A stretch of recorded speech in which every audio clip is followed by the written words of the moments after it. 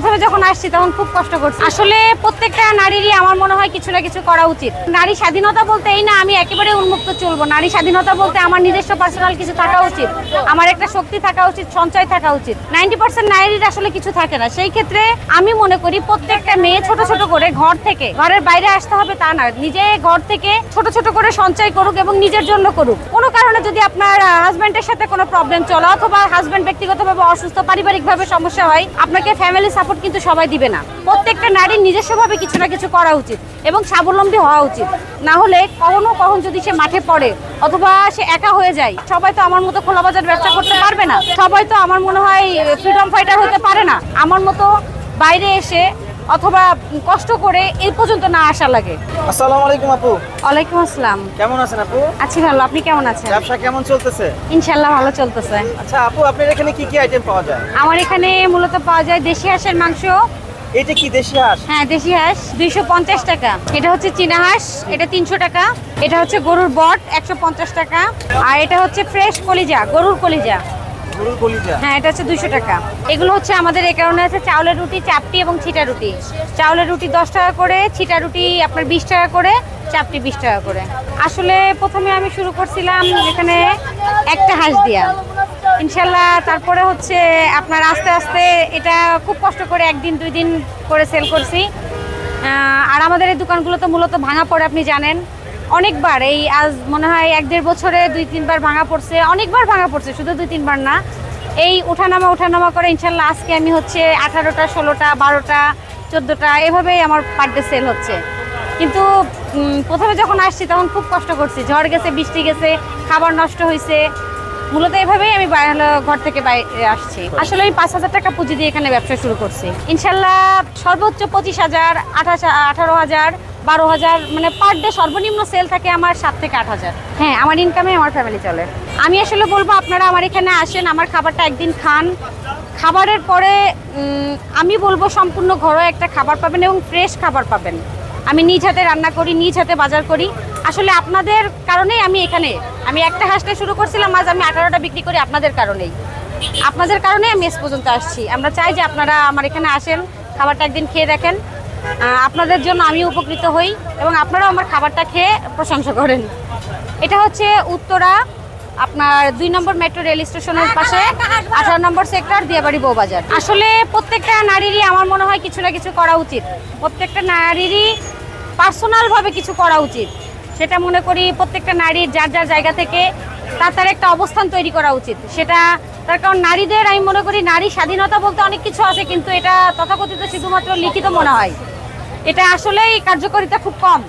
সেই ক্ষেত্রে নারী স্বাধীনতা বলতে এই না আমি একেবারে উন্মুক্ত চলবো। নারী স্বাধীনতা বলতে আমার নিজস্ব পার্সোনাল কিছু থাকা উচিত, আমার একটা শক্তি থাকা উচিত, সঞ্চয় থাকা উচিত। সেটা ছোটকাল থেকে বিন্দু করে করা উচিত। কিন্তু কোনো একটা সময় নারীর নিজস্ব কিছু বলে থাকে না। সেটা হচ্ছে আপনি যখন ফ্যামিলিগতভাবে বাবার বাড়ি থাকেন, ওটা বাবার বাড়ি থাকে।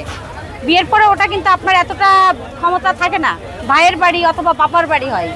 সেকেন্ড টাইম হাজব্যান্ডের বাড়ি, তারপর যখন বয়স্ক বার্ধক্য আসে তখন আপনাদের সন্তানের ঘর। নারীর নিজস্ব কিছু বলতে খুব কমই, 90% নারীর আসলে কিছু থাকে না। সেই ক্ষেত্রে আমি মনে করি প্রত্যেকটা মেয়ে ছোট ছোট করে ঘর থেকে, ঘরের বাইরে আসতে হবে তা না, নিজে ঘর থেকে ছোট ছোট করে সঞ্চয় করুক এবং নিজের জন্য করুক। কারণ এটা কোনো না কোনো এক সময়, বর্তমান যুগের যে অবস্থা, কোনো না কোনো এক সময় কোনো নারীর এটা প্রয়োজন হয়। কারণ নারীরা যখন অসহায় হয় তারা সব জায়গায় থাকতে পারে না। রাস্তাতে একটা পুরুষ থাকতে পারে, একটা নারী নয়। কোনো কারণে যদি আপনার হাজব্যান্ডের সাথে কোনো প্রবলেম চলে অথবা হাজব্যান্ড ব্যক্তিগতভাবে অসুস্থ, পারিবারিকভাবে সমস্যা হয়, আপনাকে ফ্যামিলি সাপোর্ট কিন্তু সবাই দিবে না।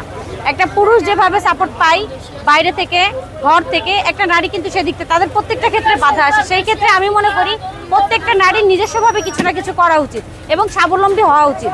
সেটা স্বাবলম্বী থাকা অবস্থায় স্বামীর বাড়ি এবং বাপের বাড়ি যেখানে থাকুক না কেন আগে থেকেই সে নিজে তৈরি করা উচিত। না হলে কখন যদি সে মাঠে পড়ে অথবা সে একা হয়ে যায়, সে এমন একটা পরিস্থিতির, ভয়াবহ একটা পরিস্থিতি, সবাই তো আমার মতো খোলা বাজার ব্যবসা করতে পারবে না, সবাই তো আমার মনে হয় ফ্রিডম ফাইটার হতে পারে না।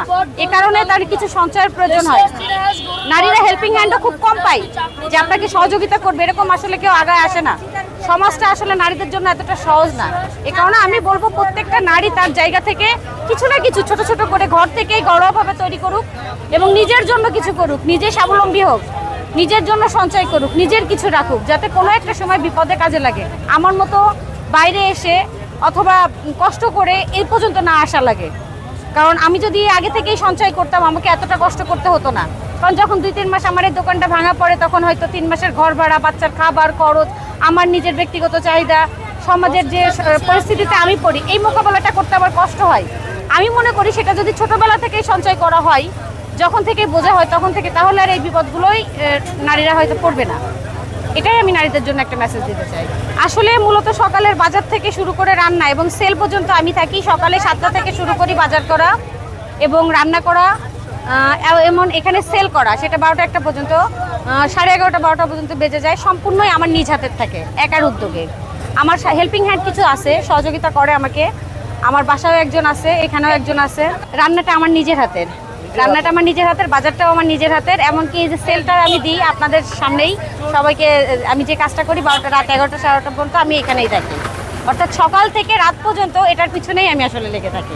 সপ্তাহে 7 দিনই এখানে পাওয়া যাবে? আমি 7 দিনই আপনি আমাকে পাবেন, কিন্তু আমার আসতে একটু লেট হয়। আমাকে 5টায় পাবেন, কারণ আমি সকালে বাজার করি প্লাস রান্না করি। 5টার দিকে আমার আসতে হয়, সবাই 3টার দিকে চলে আসে, আমি 5টার দিকে আসি। আচ্ছা, আপনার দোকানের নামটা কি? Black and white. আর আমার এখানে আসবেন এটার কারণেই, কারণ আমার খাবারটা হচ্ছে সম্পূর্ণ ঘরোয়া। আপনারা দিন শেষে সবাই ঘরের খাবারের পরে একটা ঝোঁক থাকে যে ঘরের খাবারটা খাবো। আমি সম্পূর্ণ ঘরোয়াভাবে খাবারটা তৈরি করি। ব্যবসায়িক উদ্দেশ্য আসলে খাবারটা তৈরি করা, কিন্তু ঘরোয়া খাবারটাকে আমার এখানে একটা স্বাভাবিক ঘরে যে রকম মশলা দিয়ে তৈরি করা হয়, ঠিক ততটা মশলা দিয়েই আমি তৈরি করি। আমার বাড়তি কোনো উপাদান এখানে নাই, যেটার জন্য আমি স্বাদ বাড়ানোর জন্য বলেন বা অনেক রকম আইটেম একসাথে যোগ করে যে মানুষ বলে যে আমি 21টা 50টা 23টা মশলা নিজেদের পার্সোনাল মশলা থাকে, এরকম কিছুই না। শুধুমাত্র আমাদের মা চাচিরা যেভাবে ঘরে রান্না করে, আমি ঠিক সেভাবে করেই রান্না করি। মানে আপনি ঘরের যে স্বাদটা যদি নিতে চান, তাহলে আপনি এখানে আসতে পারেন। এই জায়গায় খাবার খেতে কেমন? খুব মজা, ভালো। আমি রুটি নিয়েছি আর চীনা হাঁসের মাংস। রুটিটা হচ্ছে খুবই নরম, খেতে ভালো। আর হাঁস একদম অথেন্টিক, যে রান্নাটা বাসায় ওরকম ঘরোয়া স্বাদে ভালো।